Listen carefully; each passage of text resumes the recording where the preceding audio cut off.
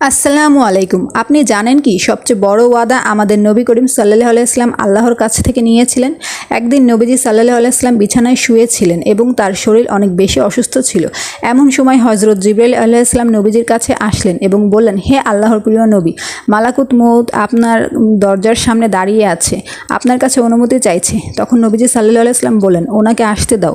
মালাকুত মউত নবীজিকে বললেন, হে আল্লাহর প্রিয় নবী, প্রথমবার আল্লাহ তাআলা আমাকে বলেছেন যে যদি আসতে চায় তাহলে নিয়ে এসো, আর যদি না আসতে চায় তাহলে রেখে এসো। নবীজি জিবরাইল আলাইহিস সালামের দিকে তাকালেন। জিবরাইল আলাইহিস সালাম বললেন, দুনিয়ায় আপনার সময় শেষ, আল্লাহ তাআলা আপনার সাথে সাক্ষাৎ করতে চান। তখন নবীজি সাল্লাল্লাহু আলাইহি সাল্লাম জিবরাইল আলাইহিস সালামকে বললেন, প্রথমে আল্লাহর কাছে থেকে ওয়াদা নিয়ে আসো যে আমার মৃত্যুর পর যেন তিনি আমার বান্দাদের একা না ছাড়েন। তখন আল্লাহ তাআলা তার ওয়াদা রাখলেন। তখন নবীজি তার বান্দাদের বললেন, নামাজ কায়েম করো। এরপর তিনি বিদায় নিলেন।